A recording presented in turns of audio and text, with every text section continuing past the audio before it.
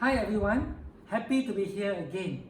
Today we're going to discuss about an aspect of nutrition which I think will be very useful for everyone. Now, if you go to the market and buy fresh food like this, fresh vegetables or fresh food doesn't have a label, right? You don't see any label on them like processed date, how much sodium, how much nutrition. There isn't, because they are fresh, and therefore usually they don't carry this kind of label. Only when you come across processed food that has been stripped of its nutrient, go through a process of manufacturing, added on the other ingredient, then we call this processed food. Now, when you go to the supermarket, usually I will advise that if you're looking for good, healthy, nutritious food, go by the side. Go to the supermarket, take the side, right? Whether it's right or left, because this is where all the fresh food are placed, where all the vegetables and all the meat are placed. If you go straight and walk through the center part of the supermarket, the central aisles, then most of the time you will find the processed food displayed there. All right. Now, this, of course, in our lifestyle, is to be practical. We can't avoid taking processed food, okay, because it is convenient and sometimes it has a certain taste that you like. However, there are many brands and many different types. So if you go to the supermarket, how would you choose which one is better? I won't say which one is good, right? I say which one is better, because both are actually bad, but which is better than another one, not just looking at the price alone. So how to choose is, therefore we are looking at the aspect called the nutrition label. In every processed food, there's always a label attached to it that tells you what's its nutrition content, what's its ingredients, and its due date. So these are important information that help us to decide as a smart consumer what should you be choosing. Because sometimes different brand, same content, but price may be different, and therefore you kind of like not so sure which one would you like to pick. Alright, take for example this particular canned food. Now, this canned food is very popular among the Chinese. They call it the stewed pork chops. Now, if you look at it, it looks quite harmless, but obviously it's processed, because the date of production was 2019 and the expiry date is 2022, 3 years ago, which means to say that if you are eating a pieces of meat from here, the pig that was in this meat probably have died 3 years ago, right? That's, sometimes I use this in my classes and it will shock my participant and kind of let them wake up that, wow, that's what I'm eating, although it tastes so nice. Now, the other thing you want to look at is the nutrition content. Now, you look at the nutrition content at the label here, you realize that it's quite limited. In other words, it doesn't show a lot of nutrition content. It just says that serving size 2 in this container, 2 serving size, and each servings have 26.3 grams of fat. Whether it's saturated fat or trans fat is not stated. So it's kind of vague in this area. And thirdly, it says that 15 grams of carbohydrates, and didn't talk about the sodium, which is normally very high for a processed container like this. So if you ask me, then I would prefer that you don't take this, because obviously these are highly processed, and although the nutrition content is limited, but we kind of know that it is obviously not healthy for us in the long term to eat this. Once in a while, perhaps you can always indulge. All right. On the other hand, you might come across the aisles and you come across a sale, something like this, very attractive packaging, right? And probably they have a sale going on, says buy 2 packets get 1 free. Now, when you look at such content, such packaging, first principle is never be attracted by the front.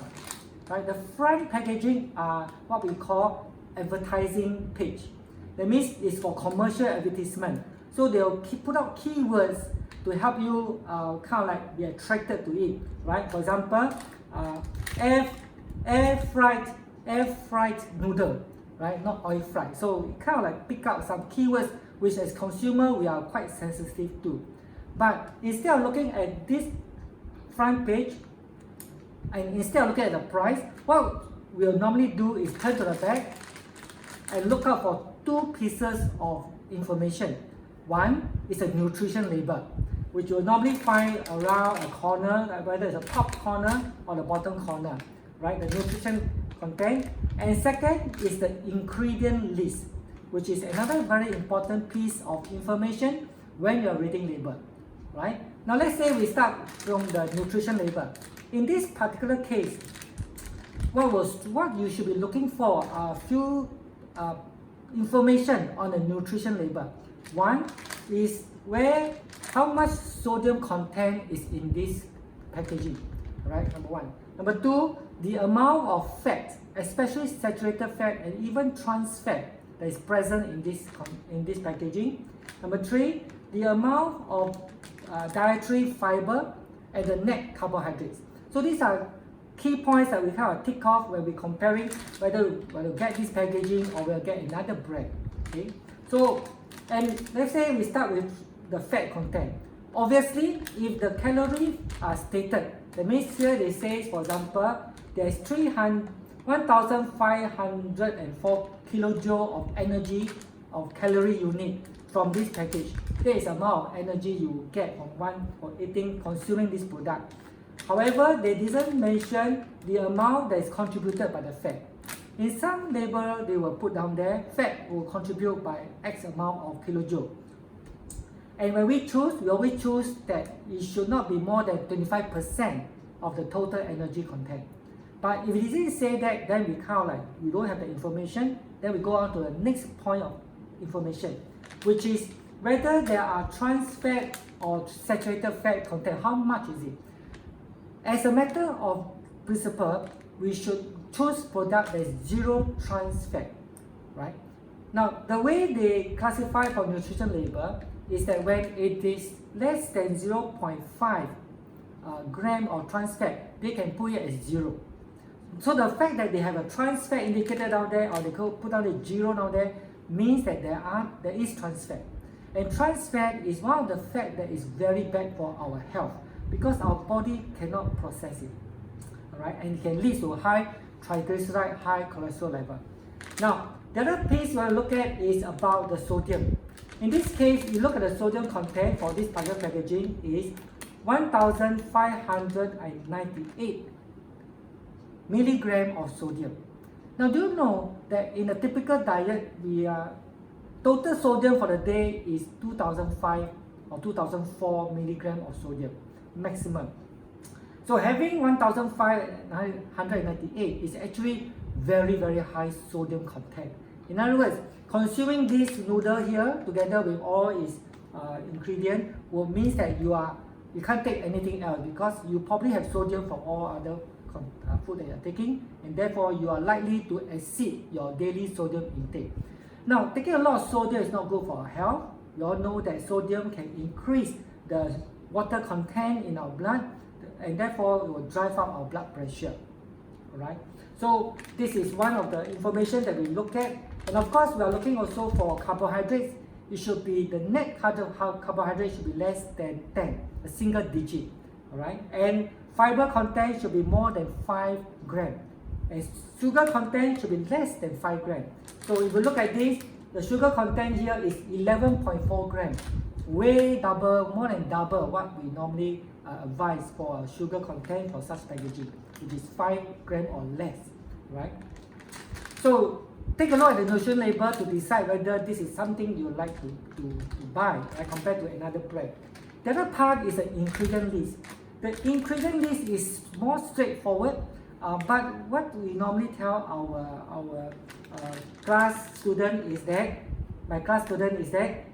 if you don't understand any of the words in the ingredient list, they are all chemical names, don't buy it, right? Because obviously they are just a concoction of chemicals put together with flavoring and salt and sugar and fat to make it taste real good, but it's very artificial. So you find this especially with ice cream. I know that right now with online shopping, sometimes you come across good or looks like good bargain for ice cream, and you say, wow, this ice cream is so much cheaper compared to another maybe online shop. My advice is, don't look at the price, click on the ice cream and look for its ingredient and nutrition label. Use that as your decision making rather than just price alone. Okay. Now in this case, when we look at the ingredient list, there is a certain way that the manufacturer will have to list the ingredient by weight. So the ingredient that got the most content inside the packaging will be listed first. The second most, second. The third most, third, and so on. So we always look at the first 5 to 7 ingredients on the list to get a sense of what is the majority of the content like. For example, in this case, there is 2 ingredients here. One is on the sauce and the other one is on the noodle, right? On the sauce, it says, the first one, it says prawn stock, and then at the prawn stock, one of the big ingredients that is listed there is salt, right? So we know that there's a lot of sodium here. Then the second, after the prawn stock, is tomato, which they bracket it and they say the tomato is made of, the first item on the tomato list is sugar. So high salt, high sugar, it will be a very obvious ingredient in this here. Now here it says in front, no MSG added. Alright. Now MSG is not added. Okay. However, MSG comes with a lot of different chemical names as well. If you look at some of the ingredients, they might give you E621, which is MSG. Or they might say it's modified starch, which is MSG. Or if they say it could be yeast extract, it is MSG.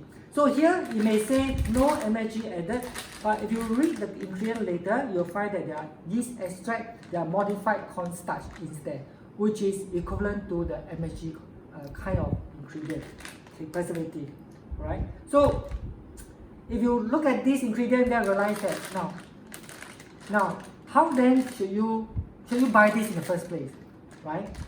Well, I would say that most Singaporeans will still love to buy a chili crab noodle to take home and have a fast food, 6 minutes and you get it done. However, you can obviously, knowing its content, you can half the ingredient spices, right? Add the same amount of water, but half it so that you don't take so much. And share this with your good friend. Okay, so don't have it all for yourself. Otherwise, you'll be taking too much sodium, too much salt, and too much sugar into your diet. Another product that I think very quickly just to point out to you, one particular ingredient that you should be looking out for, particularly in sauces like chili sauce or tomato sauce, right? You look at the brand, there could be Maggi brand, there could be other brand, right, for chili sauce. One thing you look out for quickly is to look at the ingredient list, and you kind of look for a few things. In this case, ingredient list number 1 is sugar. So which means to say that this one contains a lot of sugar, right? It's number 1 on the ingredient list. But one thing I can't find, which is good, is what we call the high fructose corn syrup, HFSC. If you find any of this inside your tomato sauce or chili sauce, don't buy it. In this case, don't have. That's why I bought it, because high fructose corn syrup has been found to be very bad for our body health, because it is a sweetener, a kind of sugar that is very hard for our body to metabolize, right? So it creates a lot of problem for our body. Alright, so with this information, I hope that this short session about reading labels will give you some idea of how to choose when you go to the supermarket in due course. Alright, that's all I have. See you next time.